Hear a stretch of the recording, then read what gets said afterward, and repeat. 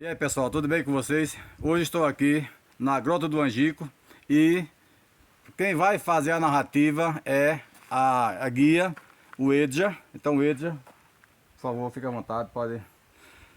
Pessoal, esse local aqui tem 90 metros. Desculpa, 90 metros. Esse ponto aqui é conhecido como grota, porque muitas pessoas sempre se confundem como gruta.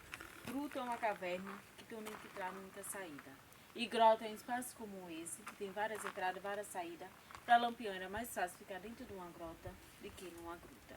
Aqui é um córrego temporário. Na época que Lampião estava, era mais plano, tinha como eles ficar à vontade e fazer suas próprias tendas. Só como já está com 83 anos da morte dele, esse córrego ele já saiu com bastante água, já teve várias erosões, por isso que hoje ele está desse jeito. Mas na época tinha como eles ficarem bastante à vontade. Na placa vai estar o nome dos 11 cangaceiros que foram mortos aqui. Tem um cangaceiro chamado Quinta-feira. Esse foi o quinto cangaceiro que fez parte do bando Lampião. As volantes, quando matavam um dos seus cangaceiros, se Lampião gostasse daquele cangaceiro, ele colocava outro no mesmo lugar, com o mesmo nome. Por isso que esse foi o quinto cangaceiro que fez parte do bando. E essa placa ela foi colocada no ano de 1998 pela Prefeitura Municipal de Poço Redondo, na homenagem de 60 anos da morte de Lampião. Depois dessa homenagem foi da onde que surgiu o turismo nessa região. Pessoal, o Lampião ele nasceu em Passagem das Pedras, hoje é conhecido como Vila Bela em Serra Talhada, Pernambuco, por volta de 1897. Ele entrou no cangaço no final do ano de 1918, ao começo do ano de 1919, por conta da morte de seu pai, que foi assassinado pelo José Lucena, que era um chefe policial alagoano, e o mandante do crime foi Zé Sartunino, que era um coronel pernambucano. Esse coronel ele tem um conflito com a família Lampião por conta de terras e bodes. Começou a terrorizar a vida de Lampião e sua família. Passou do tempo, a família saiu do estado de Pernambuco e ir morar no estado de Alagoas. Mesmo assim, o coronel ficou sabendo seu paradeiro, se juntou com seu sogro João Nogueira e denunciou a família Lampião para José Lucena, dizendo que Lampião e seus irmãos eram bandidos perigosos. José Lucena vai à procura. Ao chegar no sítio, onde Lampião e seus irmãos estavam, covardamente ele acaba matando José Ferreira, que era o pai de Lampião. Depois da morte de seu pai, ele jurou vingança até morrer. Ele juntou uma coisa com a outra. E naquela época, quem mandava eram os coronéis que tinham poder. Eles não podiam fazer nada o que eles queriam. Eles sempre obedeciam às ordens dos coronéis. Quando eu falo a questão de coronéis, não era coronéis de verdade. Eram pequenos fazendeiros que compravam títulos de coronéis para ser superior àquelas pessoas e tomar o que elas tinham. Lampião juntou as duas coisas e quis fazer justiça social com suas próprias mãos. Mas ele começou a se vingar de pessoas inocentes que não tinham nada a ver com sua história. Atacou o estado todo de Pernambuco, Bahia, Alagoas, aqui em Sergipe, Ceará, Rio Grande do Norte e na Paraíba. Só que no Ceará ele não chega a atacar porque ele tem em consideração o padre Cícero. O padre Cícero como se fosse o padrinho para Lampião. Ele confiava nele. Mas no ano de 1926, o padre Cícero, junto com Cloro Bartolomeu Coelho, um deputado federal, deu a patente de capitão a Lampião para combater a Coluna Prestes, que era um grupo tenentista liderado pelo Carlos Prestes. Lampião pegou a patente, as armas e munições, mas não combateu. Que o mesmo ideal do Carlos era o mesmo ideal de Lampião. Ele distanciou 6 quilômetros da cidade de Juazeiro, entrando dentro da Acatinga, até chegando ao Rio Grande do Norte. Quando foi no ano de 1927, ele foi atacar a cidade de Mossoró. Quando chegou lá, ele foi expulso pela população. A população ia ter se juntado com o prefeito Rodolfo e expulsou ele da cidade. E antes de sair da cidade, ele chegou a falar que cidade que tivesse de 2 ou 3 torres, ele não atacava, porque Mossoró foi bastante arriscado para eles. Por isso que até hoje tem marcas de bala em uma igreja em Mossoró. Lá, afinal de que morreu no seus cangaceiro, o Jararaca, que hoje, pela população, é considerado o cangaceiro que virou santo. O túmulo dele é o túmulo mais visitado que tem no mês de final na cidade de Mossoró. Nem a do prefeito é tão visitada quanto do cangaceiro Jararaca. Esse cangaceiro Jararaca, ele foi baleado, foi preso, foi torturado na prisão, ainda foi enterrado vivo pela própria população. Lampião sai de Mossoró, passa para o estado da Paraíba. Da Paraíba passa para o estado da Bahia. Começa a terrorizar a população baiana. Passou do tempo, nem a população aguenta mais e nem a Zolante. Foi daí que o governo do estado reuniu, colocou um anúncio. Quem pegasse Lampião dava uma recompensa de 50 mil contos de réis. Ele fica sabendo e vem para o estado de Sergipe. Aqui ele ficou à vontade porque ele tem a proteção do coiteiro Pedro de Cândido, do Val de Cândido e Manuel Félix. Não só dos coiteiros, como também do interventor do estado, que naquela época eram Unidos de Cavalho. Ele achava que a zona do estado Pernambuco, Bahia e Alagoas não ia tentar invadir o estado de Sergipe. Por isso que eles ficaram bastante à vontade aqui. Mas para vocês verem, esse ponto não é o ponto ideal para Lampião ficar, porque é um ponto baixo. Mas ele se sentiu tão protegido que acabou ficando. Seu companheiro, por isso que ele não quis ficar aqui, que ele achava esse lugar inseguro, pegou só metade do bando, foi para o estado de Alagoas, para a cidade de Pão de Açúcar. E Lampião acaba ficando aqui com a sua metade e a metade do Zé Sereno. Apenas ele pretendia ficar pouco tempo, que ele não ficava muito tempo no lugar só. Mas ele ficou na espera que Curisco chegasse do estado de Alagoas para os dois seguirem viagem. Mas no dia que ele estava esperando, Curisco ele não chegou. Ele resolveu esperar mais outro dia. Quando ele foi olhar seus mantimentos, estava bastante pouco e mandou seu coiteiro Pedro de Cândido ir na cidade de Piranhas comprar. O seu coiteiro vai para a cidade, chega no meio da feira livre, começa a comprar os mantimentos e chama a atenção da população. Que ele era um coiteiro comerciante, só tinha condições de comprar de quilo.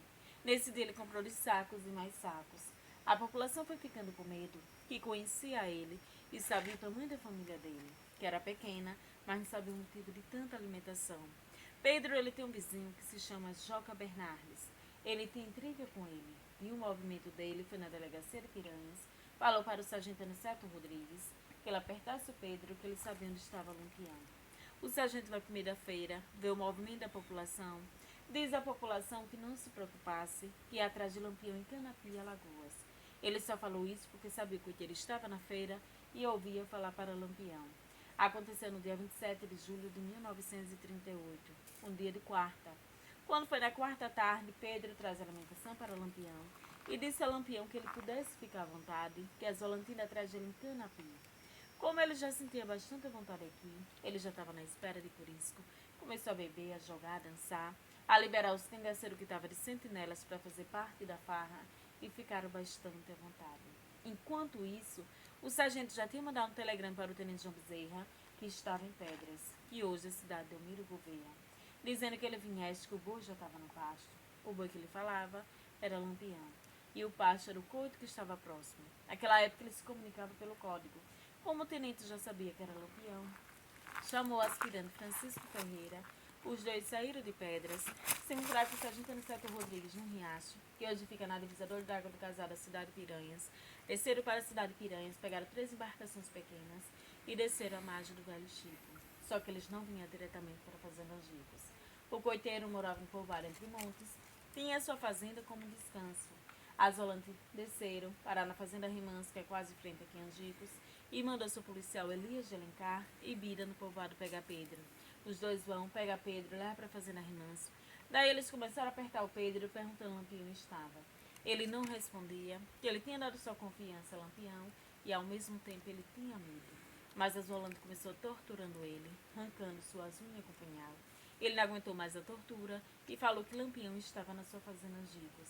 A Zolante segue para cá.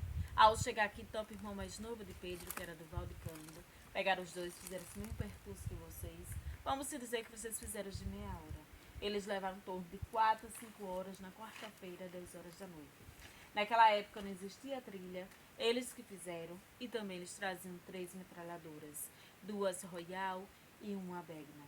Essas metralhadoras vinham da Primeira Guerra Mundial, e naquela época Getúlio Vargas queria o fim de Lampião.